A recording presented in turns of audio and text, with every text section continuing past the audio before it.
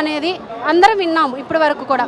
కానీ అధికారంలోకి రాకముందు కూటమి ప్రభుత్వం నుంచే ఇక్కడ ఒక ప్లేస్ తీసుకొని అక్కడ టీడీపీ ఆఫీస్ని పెట్టడం అనేది అందరూ చాలా ఆశ్చర్యపరిచే విషయం. అసలు మీరు ఏ ధైర్యంతో అసలు స్టార్ట్ చేయాలనుకున్నారు? దీంట్లో సింపుల్, మా ధైర్యం కన్నా మాకు అవసరం. పులివెందుల్లో మేము ఏదన్నా ఒక ప్రెస్ మీట్ ఇవ్వాలన్నా, ఒక కార్యక్రమాలు జరపాలన్నా, ఇంకోటి జరపాలన్నా కూడా మాకు ఒక చిన్న ఆఫీస్ అనేది అవసరం. ఆఫీస్ అనేది మేము ఎవరితో రెంటల్ అగ్రిమెంట్ మాట్లాడుకున్నా, ఖాళీ స్థలంలో రెంటల్ అగ్రిమెంట్ మాట్లాడుకున్నా కూడా వాళ్ళని బెదిరించి ఇవ్వకుండా చేశారు. కాబట్టి మాకున్న శక్తితో అక్కడ మేమే ఒక ల్యాండ్ కొని కంపల్సరీ ఇది అవసరం కాబట్టి మేము చేసుకోవాల్సి వచ్చింది. వాళ్ళు ముఖ్యమంత్రిగా ఉన్నారు, దానికి ఆఫీస్కు పర్మిషన్లు రాకుండా ఇవన్నీ కూడా అడ్డపడినారు. అవన్నీ కూడా అధిగమించి ఆఫీస్ కట్టుకున్నాం. ఇంకోటి, మీరు ఇప్పుడు జగన్ అడ్డా అంటారు. జగన్ అడ్డా ఎక్కడుంది చెప్పండి? ఉమ్మడి కడప జిల్లాలో 10 సీట్లకు 7 సీట్లు గెలిచిన తర్వాత ఇంకా మీరు జగన్ అడ్డా అంటే మేము ఒప్పుకోము. జగన్ లేదు, ఏం లేదు, అయిపోయింది జగన్ కథ. అతను తొందరలో లోపలికి పోతాడు, అవినాష్ రెడ్డి లోపలికి పోతాడు, ఇతను లోపలికి పోతాడు. వైసీపీ పార్టీ అనేది వచ్చే మహానాడుకు నాకు తెలిసి జగన్మోహన్ రెడ్డి కూర్చొని లెక్క పెట్టుకుంటాడు. వైసీపీ పార్టీ అనేది ఉండదు. కాబట్టి ఇంకా వైసీపీ పార్టీనే లేనప్పుడు జగన్ అడ్డా లేదు, ఇక్కడ ఏమీ లేదు.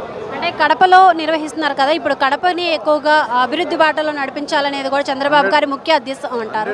ఈ రోజు సంక్షేమ పథకాలు కానీ ప్రణాళికను కానీ ఈ రోజు అనౌన్స్ చేయబోతున్నారు కడపకు సంబంధించి. సంక్షేమం అంటే అది రాష్ట్ర వ్యాప్తంగా చేసేది. మా కడపకు ప్రత్యేకంగా సంక్షేమం ఏమి ఉండదు. 100% కడప జిల్లాలో మహానాడు పెట్టినప్పటికీ ఈ ప్రాంతానికి ఏమేమి అవసరమని మేము తీర్మానాల ద్వారా చేసి పంపామో అవన్నీ కూడా గౌరవ ముఖ్యమంత్రి గారి పరిగణలోకి తీసుకొని ఫైనాన్షియల్ మ్యాటర్స్ కొన్ని ఉంటాయి, నాన్ ఫైనాన్షియల్ మ్యాటర్స్ కొన్ని ఉంటాయి. నాన్ ఫైనాన్షియల్ అయితే అన్నీ క్లియర్ చేసి ఫైనాన్షియల్ మ్యాటర్ను స్టెప్ బై స్టెప్గా ఉదాహరణకు స్టీల్ ప్లాంట్ అనేది మా కడప జిల్లా వాసులకు ఎప్పటి నుంచో కళ. దాని గురించి నేను కూడా సీఎం రమేష్ గారితో పాటు హంగర్ స్ట్రైక్ కూడా చేశా.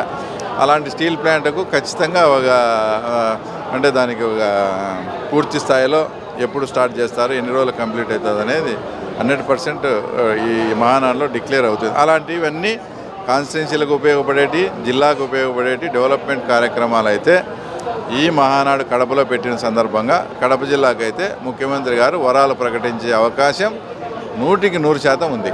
అలాగే లోకేష్ గారు రెడ్ బుక్ అనేది ఒకటి అందరూ ఎవరైతే నేరాలు చేశారో వాళ్ళందరి పేర్లు కూడా రాశారంటున్నారు. మొదటిగా పేరు జగన్ గారి పేరే ఉంది అంటున్నారు. మీరేమంటారు, నిజమే అంటారా? అవన్నీ జగన్ గారిని టార్గెట్ చేసామా. ఇప్పుడు ఏం సంబంధం లేని వ్యక్తిని తెలుగుదేశం పార్టీ కానీ లోకేష్ బాబు గారు మేము కానీ టార్గెట్ చేస్తే అసలు ప్రజలు సహిస్తారా? ప్రజలే ఒప్పుకోరు. ఏదైనా అతను తప్పు చేసి ఉండి చట్ట ప్రకారం పోతా ఉంటే దాన్ని ఏదన్నా హర్షిస్తారు. అంతేగాని ఏ సంబంధం లేని వ్యక్తిని ఏదంటే చేస్తే కూడా చట్ట ప్రకారం మాకు అధికారం ఉందని చేస్తే గతంలో జగన్మోహన్ రెడ్డి లాగా చేసేందుకే పరిపాలన చేసేటట్లయితే జగన్మోహన్ రెడ్డి మారి వచ్చి చంద్రబాబు నాయుడు ఎందుకు కావాలో అట్లే పరిపాలన చేసేది. అది వేరు, ఇది వేరు.